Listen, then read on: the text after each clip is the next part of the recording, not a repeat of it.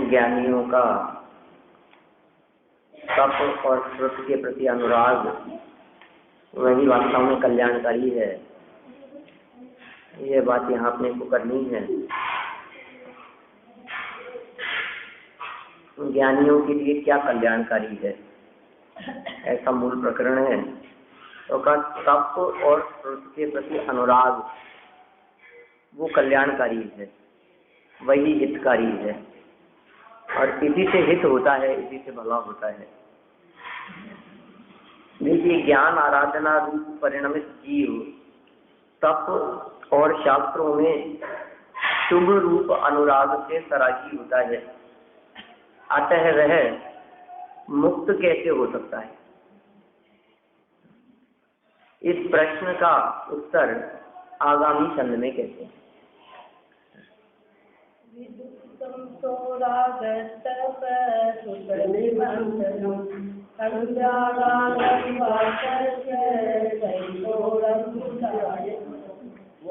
विनाशक ज्ञानी को जो तप सुख संबंधी अनुराग होता है कल्याण प्रयोजक यथा लालिमा सूर्य प्रभात। जिस प्रकार सूर्य की प्रातःकालीन लालिमा उसके उदय के लिए ही होती है, उसी प्रकार अज्ञान अंधकार रहित जीव ज्ञानी जीव को तप और शास्त्र संबंधी राग भाव कल्याण के उदय के लिए ही है। मैंने जैसे पीछे सूर्य के अस्त होने संबंधी प्रकरण लेकर के क्रमशः नष्ट होने की बात कही थी।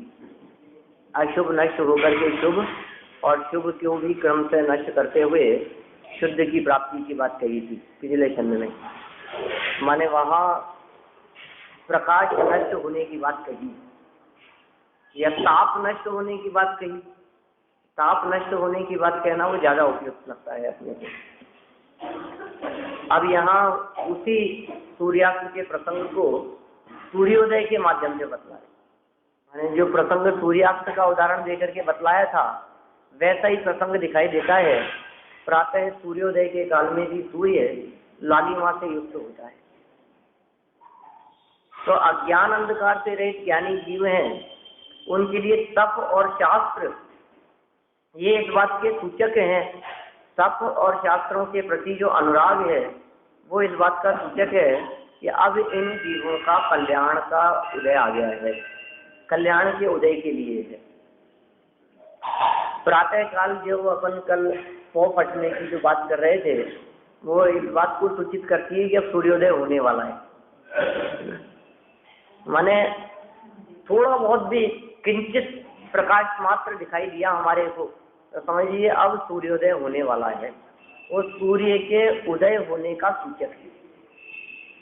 तो जिस तरह से प्रातःकालीन वो लालिमा सूर्य के उदय की सूचक हुआ करती है, ठीक उसी प्रकार जिन जीवों के हृदय में विशेष राग दिखाई दे रहा है तप के प्रति और शास्त्र के प्रति, ये इस बात का सूचक है कि अब इन जीवों का कल्याण होने वाला है, अब इन जीवों का हित होने वाला है, अब इन जीवों का भला होने वाला है। किससे कल्याण होगा? देखिए आचार्य देव ने क्या बात कही है यहाँ। किसी भी जीव के हित और अहित, कल्याण और अकल्याण का निर्णय इस बात के आधार पर है कि उसका मन किधर लगता है। ये देख करके अनुमान लगाया जा सकता है कि इसका भविष्य कैसा होगा। इसका मन शास्त्र स्वाध्याय में लगता है तो इसका भविष्य बहुत अच्छा है, कल्याणकारी इसका भविष्य है। इसके कल्याण का उदय, कल्याण उदय का मतलब भाग्योदय। कल्याण उदय शब्द अपने को थोड़ा सा ऐसा अजीब सा लगता है, लेकिन भाग्योदय तो हमने खूब सुना है शब्द। अभी कोई ज्योतिषी आपको देख करके कह दे रहे कि वो 2012 अप्रैल से आपका भाग्योदय होने वाला है बोलो तो अपन कैसे सपने देखने लगते हैं, अपने को कैसे लगने लगता है भाग्योदय होने वाला है, इसका मतलब। तो फिर अपन यदि उससे पूछें आपने ऐसा क्या देखा, दिखाओ हमारे को कुछ ऐसे लक्षण दिखाई दे रहे हैं, कुछ ऐसे ग्रहों की चाल परिस्थितियां ऐसी दिख रही है कुछ, जिनको देख करके ऐसा लग रहा है कि आपका भाग्योदय होगा। आचार्य देव भी बहुत बड़े ज्योतिषी हैं, ये भी भाग्योदय की बात कर रहे हैं, लेकिन क्या देखकर वो लक्षण दिखाई देने चाहिए, कौन से लक्षण कि शास्त्र और तप के प्रति जिसके हृदय में अनुराग दिखाई दे रहा है, वो ये अनुराग देख करके ही उन्होंने कह दिया इस जीव का भाग्योदय होने वाला है। एक कैसी गजब बात कह रहे हैं, जिस प्रकार सूर्य की प्रातःकालीन लालिमा उसके उदय के लिए ही होती है, होगा कि नहीं होगा ऐसा दो बातें नहीं है, अशंकित नहीं है, उदय होगा ही होगा, सूर्य के उदय के लिए ही होती है। उसी प्रकार अज्ञान अंधकार से रहित ज्ञानी जीव को तप और शास्त्र संबंधी राग भाव, अनुराग है तप के प्रति, शास्त्र के प्रति अनुराग है, जिनवानी पढ़ने के लिए उसका मन आकर्षित होता है, जिनवानी पढ़ करके जिसका मन प्रफुल्लित होता है, प्रसन्न चित्त होता है, ये कहते हैं वह अनुराग राग भाव उसके कल्याण के उदय के लिए ही है। ही शब्द इस बात का सूचक है कि इससे उसका कल्याण होगा ही होगा। भावार्थ पढ़ते हैं अपन इसका। संध्याकालीन सूर्यास्त के समय जैसी लालिमा होती है, वैसी ही लालिमा प्रातःकालीन सूर्योदय के समय भी होती है। फर्क है लेकिन दोनों में, शाम को जो होने वाली लालिमा और प्रातः सूर्योदय के समय में होने वाली लालिमा होती तो एक समान है, परंतु प्रातः काल की लालिमा और संध्या काल की लालिमा में इतना भेद है कि प्रातः काल के समय रात्रि के अंधकार का नाश करके संधि काल में होने वाली लालिमा आगामी काल में सूर्य के शुद्ध उदय का कारण है। प्रातः काल वाली अंधकार का नाश करके सूर्य के शुद्ध उदय की सूचक है। उसी प्रकार ज्ञानी जीव को जैसा राग विषयादि के प्रति होता है, वैसा ही राग तप और शास्त्रादि के प्रति होता है, परंतु अब देखना ये जो बात कही ना, जैसा राग विषयादि के प्रति होता है वैसा ही राग तप और शास्त्रादि के प्रति होता है। राग तो राग ही है, उसके प्रति राग होते, इसके प्रति राग, तो राग में समानता होने पर भी, राग की तीव्रता में समानता होने पर भी एक राग जगत में उलझाने वाला है, फंसाने वाला है, और दूसरा राग जगत से निकालने वाला है। तो परंतु शास्त्र और तप और शास्त्र के प्रति जो राग मिथ्यात्व संबंधी अज्ञान का नाश करके संधि काल में उत्पन्न होता है, वे भविष्य में जीव की शुद्ध कैवल्य दशा रूप उदय का कारण है। भविष्य में इस जीव की शुद्ध दशा होगी, कैवल्य रूप दशा होगी, ये इस बात का सूचक है। माने किस चीज को भाग्योदय का कारण माना जाए, उसके संदर्भ में यहाँ बहुत मार्मिक विवेचन कर दिया है। कल अपनी ऐसी बात आई थी क्या कुछ भाग्योदय के संदर्भ में? यहाँ नहीं, दूसरी। तो मतलब समझिए आप, हमें क्या लगता है कि लौकिक अनुकूलताएं मिलने का कुछ प्रसंग, कुछ चांस बने तो लगता है भाग्योदय हो गया। कुछ ऐसे चांस बन रहे हो कि अपन ही टॉप करेंगे तो ऐसा लगता है अब तो भाग्योदय हो गया, मेरे से उसका कंपटीशन था, उसकी तबीयत खराब हो रही है आजकल। क्या तो अपने को क्या लगने लगता है कि अपना तो भाई उदय आ गया था, ऐसा नहीं तो वो यदि होता कंपटीशन में तो अपना तो चांस मुश्किल था। लेकिन अब तो समझ लो आप, मतलब अपना कोई दूसरी टीम ये सोचे कि इस बार तो सचिन नहीं खेल रहा है, अब तो समझ लो आप जीत निश्चित है अपनी टीम की। माने लोग ऐसा सोचने लगते हैं। बहुत सारी ऐसी बातें हो सकती है। मैंने तो एक छोटा सा उदाहरण देकर के आपको बतलाया है। आप किन किन बातों में अपना भाग्योदय समझ लेते हैं। होनहार है हमारा बेटा, ये बहुत भाग्यशाली है। अरे आप तो बहुत भाग्यशाली हो साहब, ऐसी बहू मिली है आपको, आप बहुत भाग्यशाली हो साहब। ऐसे बच्चे पोते आज के समय में कहाँ होते हैं, आप बहुत भाग्यशाली हो। मतलब किन किन चीज़ों में, अच्छी नौकरी मिल जाने में, अच्छे शारीरिक पक्ष, आप बहुत भाग्यशाली हैं साहब। आप 70 साल की उम्र में अभी तक चश्मा नहीं लगा आपके, गजब है साहब ये तो। माने हमारे को छोटी छोटी सी चीज़ों में भाग्योदय दिखाई देता है। आप बहुत भाग्यशाली हैं जो आपके कहते ही आए आपकी बहुएं आपके आगे पीछे घूमती है। अरे साहब ऐसा तो बहुत कम होता है आजकल, आजकल का तो जमाना बिल्कुल उल्टा है। नहीं, कैसी बातें ये कह रहे हैं। लौकिक में जो कार्य आपको पुण्य के उदय से होते हुए दिखाई देते हैं, उनमें आपको जो भाग्योदय दिखाई दे रहा है, ये भाग्योदय किसी पूर्व में किए गए अच्छे कार्य के कारण हुआ है, जो आपको अच्छा लग रहा है। लेकिन इन सब का फल भविष्य में कैसा होगा उसकी आपको खबर नहीं। उन सब के पीछे जो एक असली कारण है वो है तत्वज्ञान के प्रति अनुराग, विषयों से विरक्ति, ठीक है ना, ज्ञान, तप और साधना के मार्ग में लगना, जिनवाणी सुनकर के आनंदित होना। क्योंकि भाई देखो परिणामों का ही फल मिलता है और परिणामों की दशा बड़ी विचित्र है। विचित्र ही नहीं, बड़ी विचित्र है परिणामों की दशा। टोडरमल जी ने ऐसी चर्चा की है मोक्ष मार्ग प्रकाशक में, कौन सा पेज है वो, पेज नंबर तो ख्याल नहीं आ रहा, 7वें अध्याय में ऐसी चर्चा है। उन्होंने कहा देखो परिणामों की विचित्रता। कोई जीव तो 11वें गुणस्थान तक जाकर अंतर मुहूर्त में ही नीचे गिरकर मिथ्यात्व से युक्त होकर किंचित न्यून अर्ध पुद्गल परावर्तन काल तक संसार में परिभ्रमण करते हैं।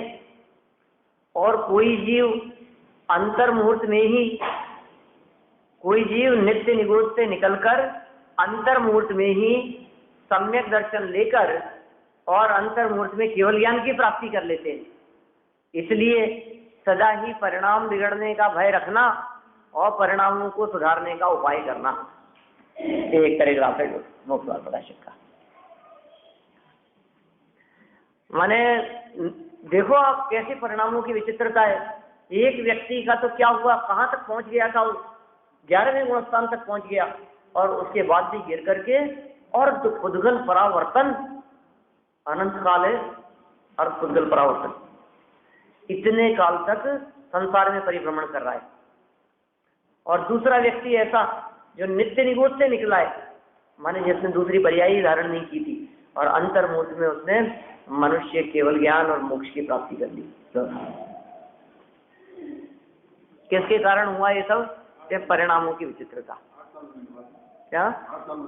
हाँ, जो भी सम्यक दर्शन प्राप्ति का ये योग्य काल नियम है, कैसे स्वरूप है।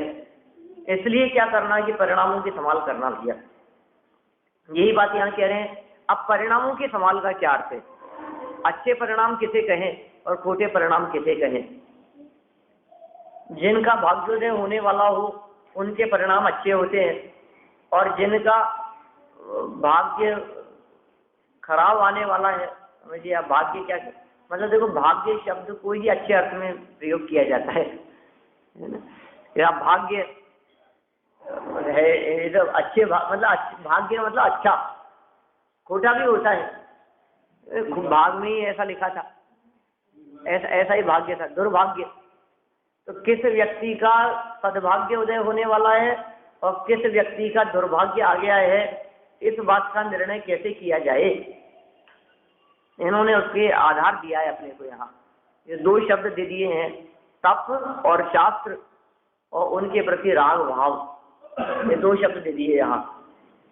तप के प्रति राग भाव, तप मतलब इच्छा निरोधक तप है, इच्छाओं को रोकना, तप का मतलब बाहरी पंचेंद्रिय विषयों की प्रवृत्ति से बचना का नाम तप, और उससे बच करके अपने उपयोग को जनवाणी में लगाना, ये शास्त्र।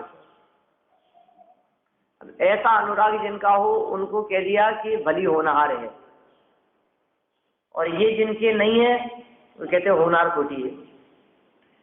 अभी कितनी भी अनुकूलताएं दिखाई दे रही हो, गाड़ी बंगला नौकर चाकर दिखाई दे रहे हो, लेकिन होनहार खोटी है। कैसी बात कर रहे हो? होनहार खोटी, बंगलों में रहता है, अच्छी गाड़ियों में घूमता है, नौकर चाकर आगे पीछे घूमते हैं, गेट से निकलता है तो नौकर चौकीदार सलाम करता है, नहीं एक ड्राइवर आता है दरवाजा खुलता है। बोलो कैसा लगता है कि अरे तो कितना भाग्यशाली नहीं है? दुनिया भले ही उसे भाग्यशाली कहे, लेकिन जिनवाणी कह रही है कि ये अभागा है, क्योंकि ये जो दिखाई दे रहा है ये सब अब और थोड़े दिन का और काम है, फिर क्या होगा? सब चला जाएगा, सब छीन लिया जाएगा, छिन जाएगा। किसके लिए? अपने तीव्र कषाय और मंद कषाय की कुछ ऐसी व्याख्या की थी बहुत समय पहले, कुछ ऐसा प्रसंग आ गया था, शायद कार्तिक अनुप्रेक्षा की बात है। तीव्र कषाय किसका नाम और मंद कषाय किसका नाम, और मुझे ध्यान है वो प्रकरण 4-5 दिन तक 6 दिन तक अपन ने चलाया था। माने उसमें अपना जो एक मूल बिंदु था वो यही था कि भाई हमारे को जिन प्रवृत्तियों के आधार पर तीव्र कषाय दिखाई देता है, या तीव्र कषाय कहते ही हमारे को बहुत तेज गुस्सा दिखाई देता है, उसका नाम मात्र तीव्र कषाय नहीं है। तीव्र कषाय है ही तेज गुस्सा करता हुआ दिखाई दे रहा है, लेकिन अन्य कषायों का नाम भी तीव्र कषाय है। और इतना ही नहीं, बाहर में कोई व्यक्ति शांति से प्रेम से बोलता हुआ दिखाई दे रहा है, उसको तो कोई व्यक्ति तीव्र कषाय कहता ही नहीं है। आप मंदिर आ रहे हैं प्रवचन सुनने के लिए, और आपने किसी से कहा अपने घर में कि चलो प्रवचन सुनने के लिए, और उन्होंने अपने को बहुत प्रेम से जवाब दिया कि नहीं क्या मेरे को तो अपने को थोड़ा कम समझ में आता है, आप जाए, मैं यहाँ बैठ के शांति से, तब तक मेरा सीरियल खत्म हो जाएगा, तब तक आप प्रवचन सुनाओ। बोलो कितना प्रेम से जवाब दिया, बहुत मन के सही है। एक तो ऐसे जो ये कहें जब देखो तो प्रवचन ही प्रवचन, एक ही बात, और कोई काम ही नहीं है क्या? सुनिए आपको सुनना हो तो मुझे फालतू में मत कहा करो बार में, तब तो लगता है कितना तीव्र कषाय है। वो तो तीव्र कषाय लगता है ना अपने को, कितने तीव्र कषाय है। और यदि कदाचित वो प्रेम से कहें कि नहीं आप सुनाओ, कोई बात नहीं, अपन तो अपने क्या करना है, आ गया माया तो दोनों जगह है। देखो अब कैसी दशा है, ऐसा प्रेम से जवाब देने पर हमारे को मंद कषाय दिखाई देता है। सबको ऐसे लगता है कितना मंद है, अरे साहब ये तो बहुत कितना प्यार से बोलते हैं, कितना मंद कषाई है, लेकिन जिनवाणी ये कह रही है कि वो मंद कषाय नहीं है, वो तीव्र कषाय है। ये व्याख्या अपन ने 8-10 दिन की थी, ये कहीं रिकॉर्डिंग तलाशेंगे आपको तो वो मिल जाएंगी।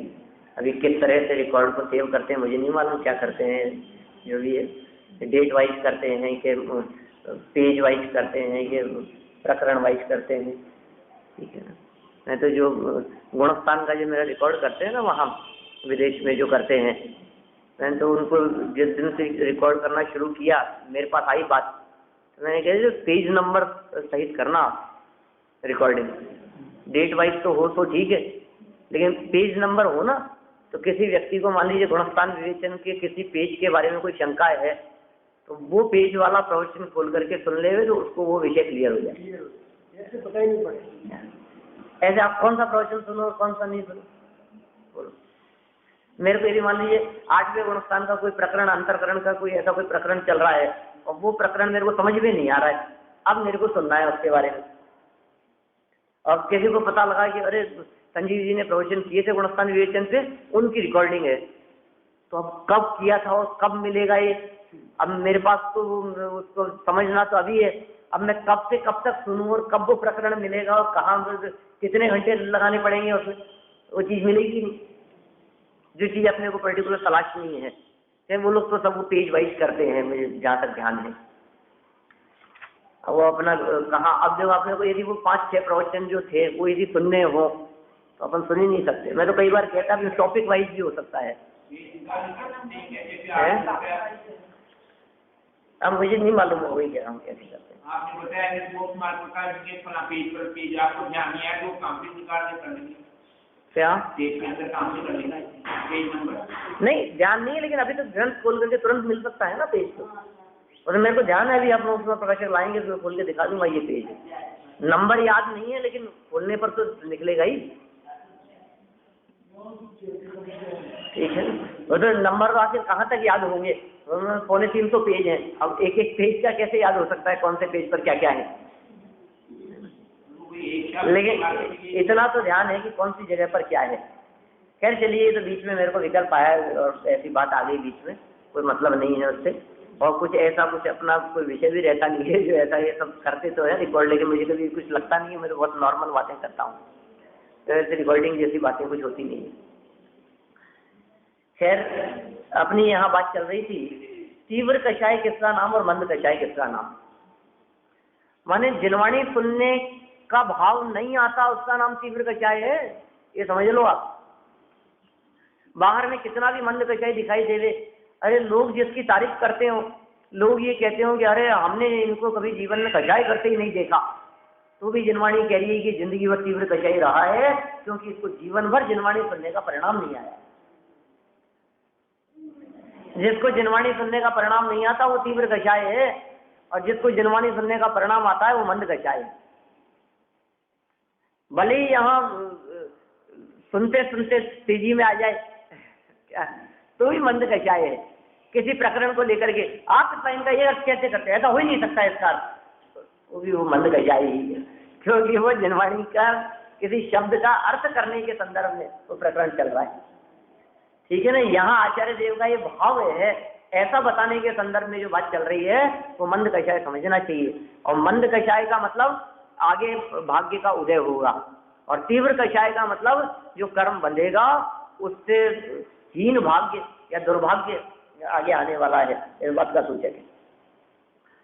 जिसका मंदिर में मन नहीं लगता, जिसका स्वाध्याय में मन नहीं लगता, जिसको दर्शन करने का ही भाव नहीं आता है, जो एक जगह में फटाफट भागते दौड़ते दर्शन करे काम निपटाने के लिए, प्रतिज्ञा तो ले ली थी, महाराज को हार दिया था तो उन्होंने प्रतिज्ञा दिला दी रोजाना दर्शन करना, जैन होकर के दर्शन नहीं करता है, दर्शन करने का नियम ले लिया।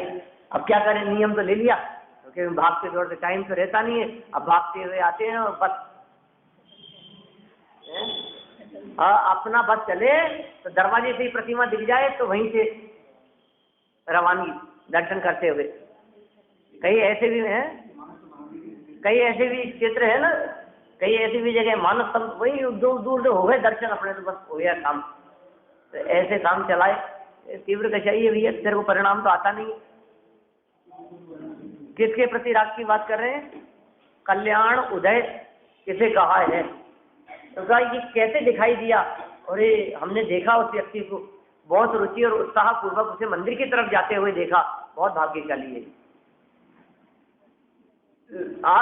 आपका बच्चा यदि रोजाना जिद करके यदि मंदिर आने की बात करता है तो समझिए आप, इसका मतलब है कि वो बहुत भाग्यशाली है। कदाचित आप ये कहोगे नहीं क्या करेगा तू, रहने दे, नहीं नहीं मैं तो चलूंगा मंदिर, तो समझ लो आप वो बहुत भाग्यशाली है, क्योंकि उसको मंदिर आने का परिणाम आता है। अपने हृदय में अपने आप को ही किसी ज्योतिषी को दिखा करके जन्म कुंडली पत्री दिखाने की जरूरत नहीं है। स्वयं ही स्वयं का निर्णय कर ले कि हमारा भाग्योदय होगा कि दुर्भाग्य आने वाला है, हमारा भाग्य कैसा होगा, हमारा भविष्य कैसा होगा, इस बात का निर्णय इससे हो जाता है। हमारे वर्तमान परिणाम भविष्य के सूचक हैं, भविष्य के निर्णायक हैं। व्यक्ति अपने भविष्य का निर्माता स्वयं है, स्वयं ही अपने भविष्य को, स्वयं ही अपने जीवन को, स्वयं ही अपने भाग्य का निर्माण कर रहा है ये व्यक्ति। कैसे कर रहा है निर्माण, वर्तमान जो दिखाई दे रहा है ये पूर्व के किए गए कार्यों का फल है, और वर्तमान में जो कर रहा है उसका फल भविष्य में मिलेगा, 100% मिलेगा। मिलेगा ही मिलेगा। इस जन्म में ना मिले पर भव में मिलता है, अपने पुण्य और पाप का फल सबको मिलता है। नहीं मिले इस जन्म में कोई बात नहीं, पर भव में मिलता है, लेकिन मिलता तो है। ठीक है, अभी तो अपन ने पीछे तो उदय की ऐसी दशा पड़ी है, 6 महीने तक घूमना पड़ा। नहीं मिलेगा क्या बोलो? क्या कैसा पुरुषार्थ, किस तरफ का पुरुषार्थ? ठीक है ना, वही तो हम ये कह रहे हैं, नहीं मिलेगा अर्थ ये वर्तमान में आप जैसा कर रहे हैं उसका फल मिलेगा। अब वर्तमान में भी आपने अच्छे कार्य किए तो अच्छा फल मिलेगा, भाग्योदय दिखाई देगा। इतना प्रसंग ये यहाँ इन्होंने कह दिया है कि भविष्य में उस जीव की शुद्ध केवल ज्ञान रूप दशा होने वाली है और उसका कारण है। आगे बढ़ते हैं, और कोई बात नहीं है विशेष, है ना। चर्चा करना और बहुत उनके बारे में फिर चर्चा करते रहो आप, ऐसा है तो आगे बढ़े, कोई नई बात मिलेगी। अशुभ राग में दोष की अधिकता, माने देखिए कोई व्यक्ति ये कहे, आपने दोनों राग को एक समान कह दिया साहब, ये क्या करते हो आप? विषयानुराग और धर्मानुराग दोनों को एक जैसा कह दिया आपने। जैसा विषयों के प्रति राग होता है वैसा तप शास्त्र आदि के प्रति राग होता है, ऐसा कैसे कह रहे हो? नहीं, अशुभ में दोष ज्यादा है और अशुभ में दोष ज्यादा है, इसमें एक बात गर्भित है, शुभ में दोष कम है। यहाँ अशुभ में दोष ज्यादा कहा गया है, इसका मतलब ये बात अपने आप ही निकलती है कि शुभ में दोष कम है, इसका मतलब शुभ में भी दोष है,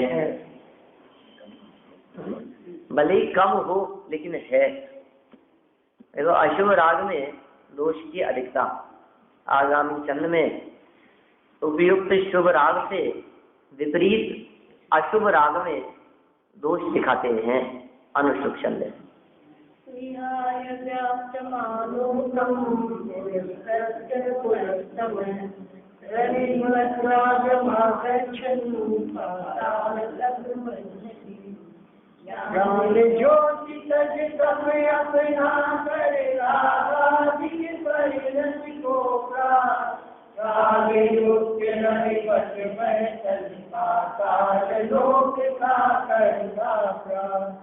बोलो आप कितना साफ साफ शब्दों में कह दिया, अब फिर भी यदि नहीं समझ में आए किसी को तो क्या करें? देखो हम सुनने आते हैं तो हमारा तो भाग्योदय है, और हम यदि ये चाहते हैं कि अपने घर वालों का भी भाग्योदय हो, जुड़ा है ना क्या? अब नहीं हो तो नहीं हो, कोई बात नहीं, अपन क्या कर सकते हैं, ठीक है। लेकिन अपन प्रयास तो कर सकते हैं, कुछ ऐसे प्रतिकूल प्रसंग आने पर उनको प्रेरित किया जा सकता है, होता भी है, लेकिन जिसकी जैसी होनहार भाई। कई बार तो कोई व्यक्ति, बहुत ऐसे लोग दिखाई देते हैं तो बहुत लंबे समय तक आए, महीने 2 महीने 6 महीने तक आने लगे, जब आते थे तो बहुत अच्छा लगता था, फिर कोई घर में कुछ काम हुआ तो फिर ऐसा बंद हुआ कि फिर आना ही छोड़ दिया। बहुत दिखते हैं ऐसे, हाँ बहुत मिल जाएंगे इस तरह के लोग, है ना। तो देखिए क्या कह रहे हैं, ज्ञान ज्योति तज, ज्ञान ज्योति को छोड़कर तम अपनाकर अंधकार को अपना लिया, रागाधिक परिणति को प्राप्त, रागादि परिणति को प्राप्त हो गया। परिणति मतलब पर्याय, अवस्था। राग आदिक माने राग द्वेष काम क्रोध आदि सब उसमें शामिल है। उसकी दशा कैसी है? ज्ञान को जिसने छोड़ दिया है, समझ को जिसने छोड़ दिया है, विवेक से जो रहित हो गया है, राग युक्त रविवत, राग से युक्त सूर्य के समान। नीचे दिए संध्या कालीन लालिमा युक्त सूर्य के समान। अब ये क्या किस बात का सूचक है बोलो? पिछले छंद में अपन ने पढ़ा कि भाई वो जो लालिमा से युक्त सूर्य था प्रातः काल का, वो इस बात का सूचक था कि अब सूर्य उगने वाला है। अब ये संध्या कालीन जो सूर्य के जो लालिमा दिखाई दे रही है, ये इस बात की सूचक है कि अंधकार आने वाला है। प्रातः कालीन वाला सूर्य मतलब प्रकाश होने वाला है, इस बात का सूचक है, और सांझ समय वाला वो इस बात का सूचक है कि रात्रि होने वाली है। तो ये रात्रि वाले की बात कर रहे हैं। राग युक्त रविवत वह तल पाताल लोक का कर्ता प्राप्त, पाताल लोक का तल प्राप्त कर लेता है, नरक में चला जाता है। नीचे लिखा है 2 नंबर पॉइंट में, नरकादि के दुखों को प्राप्त करता है, कर्ता प्राप्त। कौन नरकादि के दुखों को प्राप्त करता है? वर्तमान में जो राग रंग में लगा रहता है वो, वर्तमान में जो राग में लगा रहता है, विषयों में लगा रहता है। देखो आप घर गृहस्थी के कामों में उलझा रहे और शांत बहुत हो तो भी ये कह रहे हैं कि नरक के दरवाजे खुले। भले ही वो ये कहे बड़े आए मेरे को नरक भेजने वाले, और प्रेम से ही कहे हम क्यों नरक में जाएंगे भाई हमने क्या पाप किए? हमने तो कभी किसी का कुछ बुरा किया ही नहीं, हमने आपका क्या बिगाड़ा है? आप हमारे नरक में जाने की बात क्यों करते हो? कि हम नहीं कह रहे झगड़ना हो तो गुणभद्राचार्य से जाकर के झगड़ो, वो कह रहे हैं नरक के दरवाजे खुले हैं आपके लिए। कि किसके लिए? कि घर में बैठ के रोटियां बेलते हो इसके लिए, मंदिर नहीं आते हो इसके लिए नरक के दरवाजे तुम्हारे लिए खुले हुए हैं। समझ लो आप, निर्वाणी सुनने का परिणाम नहीं आता है, और कामों में उलझे रहते हो, और कामों की प्रमुखता दिखाई देती है।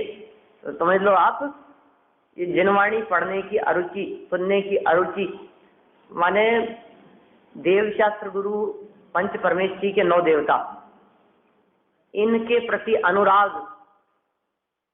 उससे तो होगा भाग्योदय। और इनके प्रति अनुराग न होना, इनके प्रति अरुचि, इनके प्रति मतलब भाव नहीं आ रहा है हमारे को सुनने पढ़ने समझने का, तो समझ लीजिए आप हीन भाग्य है। इसको बात इन्होंने यहाँ नरकादि के संदर्भ में कह दी है। अपन इस बात को पढ़ लेते हैं नीचे अर्थ और भावार्थ में। यह जीव सूर्य के समान व्याप्त प्रकाश को छोड़कर, अंधकार को आगे रखकर रात को प्राप्त हुआ। मैंने जिनवाणी जैसे प्रकाश को तो छोड़ दिया और राग को आगे रखकर क्या हुआ? पाताल लोक को प्राप्त होता है, माने नरक को प्राप्त होता है। भावार्थ, जिस प्रकार अस्त होता हुआ सूर्य अपने फैलते हुए प्रकाश को छोड़ देता है, समेट लेता है सारे प्रकाश को, अस्त होता हुआ, और जिसके बाद अंधकार होने वाला है, ऐसी संध्याकालीन लालिमा को प्राप्त होता है। वह सूर्य ज्योतिष शास्त्र की अपेक्षा, टोडरमल जी ने भी ज्योतिष शास्त्र की बात कर दी यहाँ, वह सूर्य ज्योतिष शास्त्र की अपेक्षा और लौकिक दृष्टि की अपेक्षा पाताल में चला जाता है। ज्योतिष शास्त्र ऐसा कहते हैं कि कहाँ चला गया वो सूर्य? कहीं पाताल में चला गया। 3 नंबर पॉइंट दिया है, नीचे गिरता हुआ दिखता है ना, डूबता हुआ दिखता है ना। तो ज्योतिष शास्त्र क्या कहते हैं और जगत में लोग क्या कहते हैं कि सूर्य डूब गया। कहाँ डूब गया? कहाँ गिर गया नीचे? मतलब सूर्य जो गिरता हुआ दिखाई देता है कभी कहाँ जाता है? कहीं जाकर के देखें अपन, कहीं कहीं तो गिरता हुआ दिखाई देता होगा, तो वो गिरता ही नहीं है। सच बात तो यह है, लेकिन जगत के जीवों को ऐसा लगता है कि वो सूर्य मानो पाताल में चला गया हो लौकिक दृष्टि से देखने पर। उसी प्रकार भ्रष्ट होता हुआ आत्मा अपने प्रकट होते हुए ज्ञान भाव को तो छोड़ देता है। क्या कहा? भ्रष्ट होता हुआ आत्मा अपने प्रकट होते हुए ज्ञान भाव को तो छोड़ देता है, और जिसके बाद अज्ञान होने वाला है, ऐसे हिंसा आदि पाप रूप राग भाव को प्राप्त होता है। वह आत्मा पाताल में नरकादि और नीच दशा रूप निगोद आदि पर्यायों में चला जाता है। माने देखो, धर्म भाव छोड़ करके क्या किया कि राग भाव में लगे रहे। मन बोलते हैं ना कई बार ऐसा कि मंदिर में आकर के यदि भगवान का पक्षाल नहीं करेगा तो घर में बैठ के बच्चों का पक्षाल करेगा, ठीक है। यहाँ आकर के यदि शास्त्र नहीं पढ़ेगा, शास्त्र का अभ्यास अध्ययन नहीं करेगा तो घर बैठ करके न्यूज़पेपर पढ़ेगा। देव दर्शन नहीं करेगा तो दूरदर्शन के सामने बैठेगा, तो ऐसे ही कह रहे हैं कि वीतराग भाव नहीं होगा तो राग भाव होगा, तो मुक्ति प्राप्ति का प्रयास न होगा तो नरक निकुंज जाने का प्रयास होगा। तो जो हिंसादि पाप रूप राग भाव को प्राप्त होता है वह आत्मा पाताल में नरकादि, पाताल लोक भी कहते हैं, अधोलोक के लिए पाताल शब्द का प्रयोग भी किया जाता है, पाताल में नरकादि और नीच दशा रूप निगोद आदि पर्यायों में चला जाता है, माने उसको निगोद आदि दशाओं की प्राप्ति हो जाती है। इस प्रकार निष्कर्ष, इस प्रकार यद्यपि अशुभ और शुभ दोनों राग भाव ये है। क्या कह रहे हैं? अशुभ भाव और शुभ राग दोनों राग भाव ये है। अब जिन लोगों को ये बातें जचती नहीं हो, शुभ राग को ये नहीं मानते हो, उनको ये पंक्तियां देखनी चाहिए। ये पंक्तियां कितने स्पष्ट शब्दों में आचार्यों ने लिखी है। अशुभ तो बुरा है ही, हे का मतलब छोड़ने योग्य, और शुभ ये भी छोड़ने योग्य। तो यद्यपि अशुभ और शुभ दोनों राग भाव ये हैं, परंतु निचली दशा में शुभ राग को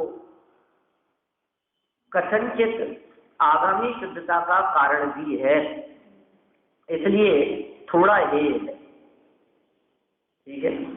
और अशुभ राग भविष्य में कुगति का कारण है, इसलिए सर्वथा हे है। अतः इसका त्याग अवश्य करना चाहिए। माने अशुभ राग का तो स्पष्ट रूप से पूरी तरह से त्याग कर देना चाहिए, और शुभ राग का पूरी तरह से त्याग नहीं करके, क्योंकि अभी भूमिका, जिस भूमिका में हम बैठे हैं शुद्ध की भूमिका है नहीं, शुद्ध की भूमिका है नहीं, और शुद्ध की भूमिका भी यदि आ जावे तो भी अनंत काल तक शुद्ध में तो नहीं रहेगा, शुभ भाव भी होगा ना। तो कह रहे हैं उस शुभ भाव के काल में भी शुभ को उपाधि ही नहीं जाने, बस इतना काम जरूर रहे। अशुभ तो छोड़ने योग्य है ही, लेकिन शुभ भी छोड़ने योग्य ही है, ऐसा श्रद्धान मन में रहे। माने शास्त्र सुनते हुए भी, पढ़ते हुए भी ऐसा मन में परिणाम रहे कि वो घड़ी कब आएगी कि जब शास्त्र सुनने और पढ़ने का विकल्प भी टूटकर मैं अपने में समा जाऊंगा। वो अवसर, वो प्रसंग कब आएगा जब मैं अपने में ही लीन हो जाऊंगा। ऐसे भाव यदि हृदय में होवे, इस प्रकार का भाव होवे, तभी वास्तव में उसका अशुभ से छूटकर शुभ में आना वो योग्य है। नहीं तो शुभ में आकर के भी क्या हुआ, यदि अटक गया यही मान लीजिए, तो फिर योग्य नहीं है, फिर तो क्या होगा, वही नरक निगोद की दशा है थोड़े समय बाद। इसलिए जिनको नरक निगोद में नहीं जाना हो वे अशुभ राग न करें, और जिनको देवादी गतियों को भी प्राप्त करके उसके बाद में नरक निगोद में नहीं जाना हो, वे शुभ राग में भी अनुराग नहीं करें। देखो, नरक निगोद में जाने के दो रास्ते हैं। एक तो आप डायरेक्ट नरक निगोद में चले जाओ, और दूसरा रास्ता ये है कि यहाँ से आप देवादी गतियों में जाने के बाद में, मनुष्यादि गतियों में उत्तम अवस्थाओं को प्राप्त करने के बाद में नरक निगोद में जाओ। दो रास्ते हैं, एक डायरेक्ट रास्ता है और एक घूम करके जाने का रास्ता है। तो जो अशुभ राग और पाप भाव है वो डायरेक्ट नरकादि में जाने का रास्ता है, और जो शुभ राग और शुभ भाव है ये इनडायरेक्ट उधर जाने का रास्ता है। लेकिन जो शुभ राग के काल में शुभ को भी हे रूप श्रद्धान करते हैं, वे जाते ही नहीं, उनको वहां नरकादि में जाने का चांस ही नहीं बनता है। तो इस तरह यहाँ ये बहुत मार्मिक बात, अशुभ राग में दोष की अधिकता है, इस प्रकरण को यहाँ स्पष्ट किया है। मोक्ष की यात्रा अपने को प्रारंभ करनी है, कल नया साल शुरू होगा, मैंने है अंग्रेजों के हिसाब से अप्रैल फाइनेंशियल ईयर, तो अपन मोक्ष की यात्रा कल से शुरू करेंगे। ठीक है।